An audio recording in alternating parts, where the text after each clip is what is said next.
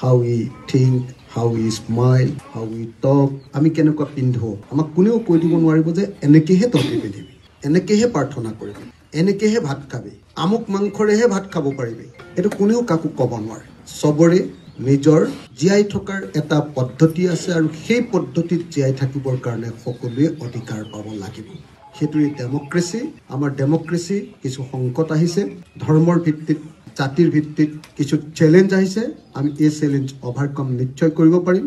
২৬ত যদি state government আমি বদলাব পাৰোঁ আৰু যদি আমাৰ অপজিশ্যন বিলাকৰ ষ্টেট গভৰ্ণমেণ্ট আহে, তেতিয়াহ'লে সকলো মানুহে ইয়াত সুখে শান্তিৰে নিজৰ ধৰ্ম, নিজৰ ভাষা, নিজৰ কালচাৰ, নিজৰ ৱে অফ লাইফ সকলো লগত লৈ জীয়াই থাকিবৰ কাৰণে আমি এখন গণতান্ত্ৰিক ছ'চাইটি দিম।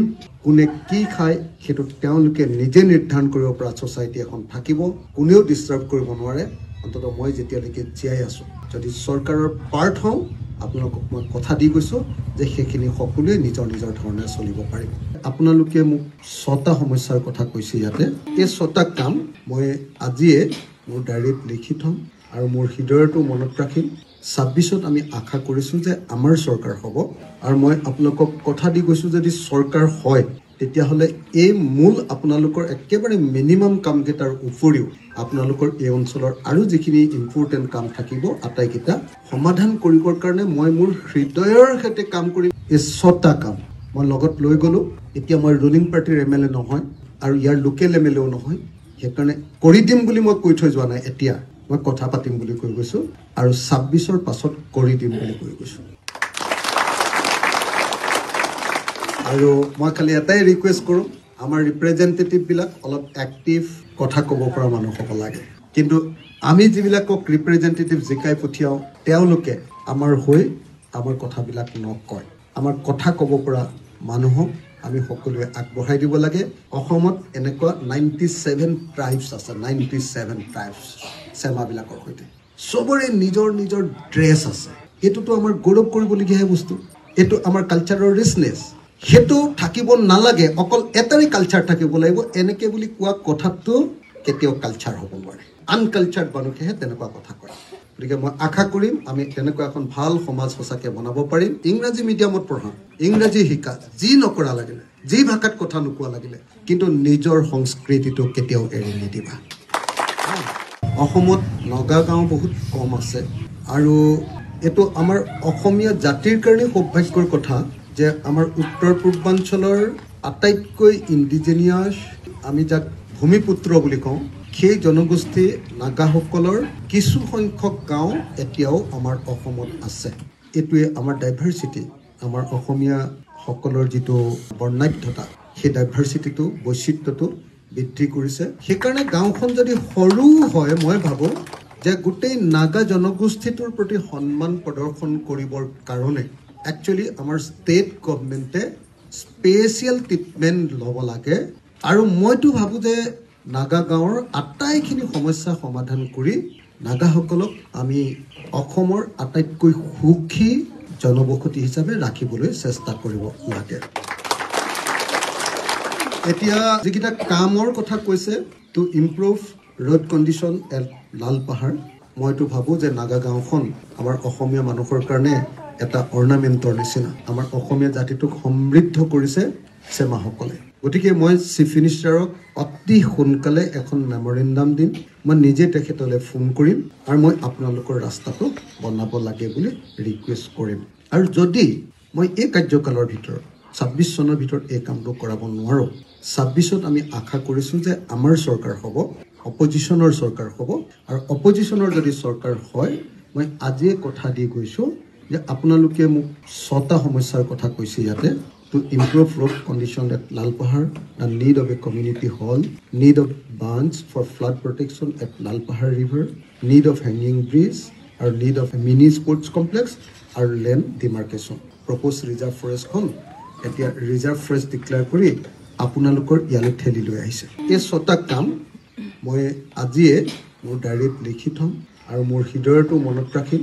আৰু মই আপোনালোকক কথা দি গৈছোঁ যদি চৰকাৰ হয় তেতিয়াহ'লে এই মূল আপোনালোকৰ একেবাৰে মিনিমাম কামকেইটাৰ উপৰিও আপোনালোকৰ এই অঞ্চলৰ আৰু যিখিনি ইম্পৰ্টেণ্ট কাম থাকিব আটাইকেইটা সমাধান কৰিবৰ কাৰণে মই মোৰ হৃদয়ৰ সৈতে কাম কৰিম এই কাৰণে যে এখন নাগা গাঁও অসমত থকাটো এইটো আমাৰ কাৰণে এটা সন্মানৰ প্ৰশ্ন সন্মান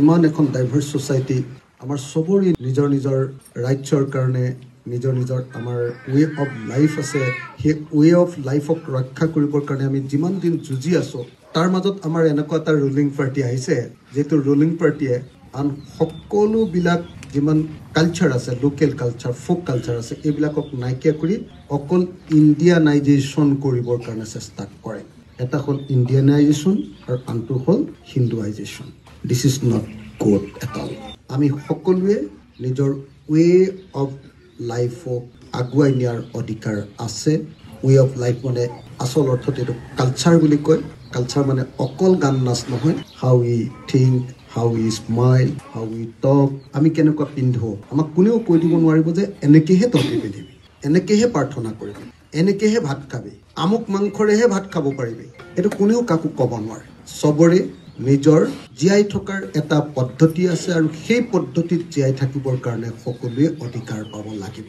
সেইটোৱে ডেমক্ৰেচি আমাৰ ডেমক্ৰেচি কিছু সংকট আহিছে ধৰ্মৰ ভিত্তিত জাতিৰ ভিত্তিত কিছু চেলেঞ্জ আহিছে আমি এই চেলেঞ্জ অভাৰকাম নিশ্চয় কৰিব পাৰিম ২৬ত যদি ষ্টেট গভৰ্ণমেণ্ট আমি বদলাব পাৰোঁ আৰু যদি আমাৰ অপজিশ্যনবিলাকৰ ষ্টেট গভৰ্ণমেণ্ট আহে তেতিয়াহ'লে সকলো মানুহে ইয়াত সুখে শান্তিৰে নিজৰ ধৰ্ম নিজৰ ভাষা নিজৰ কালচাৰ নিজৰ ৱে অফ লাইফ সকলো লগত লৈ জীয়াই থাকিবৰ কাৰণে আমি এখন গণতান্ত্ৰিক ছ'চাইটি দিম কোনে কি খায় সেইটো তেওঁলোকে নিজে নিৰ্ধাৰণ কৰিব পৰা ছ'চাইটি এখন থাকিব কোনেও ডিষ্টাৰ্ব কৰিব নোৱাৰে অন্ততঃ মই যেতিয়ালৈকে জীয়াই আছোঁ যদি চৰকাৰৰ পাৰ্ট হওঁ আপোনালোকক মই কথা দি গৈছোঁ যে সেইখিনি সকলোৱে নিজৰ নিজৰ ধৰণে চলিব পাৰিম মই এইখিনি কথা কৈয়ে এই ৬টা কাম মই লগত লৈ গ'লোঁ এতিয়া মই ৰুলিং পাৰ্টিৰ MLA নহয় আৰু ইয়াৰ লোকেল MLAও নহয় সেইকাৰণে কৰি দিম বুলি মই কৈ থৈ যোৱা নাই এতিয়া মই কথা পাতিম বুলি কৈ গৈছোঁ আৰু ২৬ৰ পাছত কৰি দিম বুলি কৈ গৈছোঁ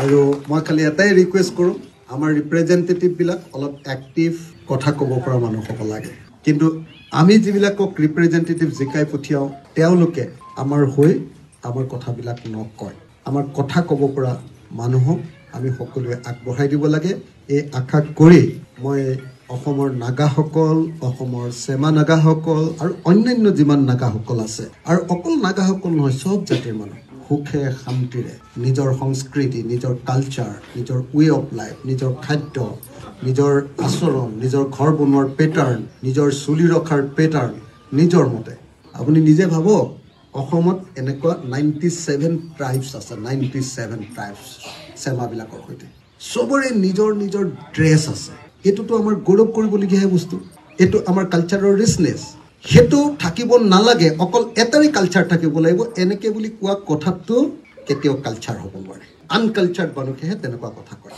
গতিকে মই আশা কৰিম আমি তেনেকুৱা এখন ভাল সমাজ সঁচাকৈ বনাব পাৰিম চেমা নগাৰ যিটো ৱে অফ লাইফ এইটো তোমালোকে ধৰি ৰাখিবা কালচাৰক ধৰি ৰাখিবা এই আশা কৰিছোঁ ইংৰাজী মিডিয়ামত পঢ়া ইংৰাজী শিকা যি নকৰা লাগিলে যি ভাষাত কথা নোকোৱা লাগিলে কিন্তু নিজৰ সংস্কৃতিটো কেতিয়াও এৰি নিদিবা ইমান ধুনীয়া অসমীয়া কৈছে আৰু আপুনি নাগামিজটো কৈ থাকোঁতে মোৰ ইমান ভাল লাগিছে নহয় I really salute you. Thank you so much.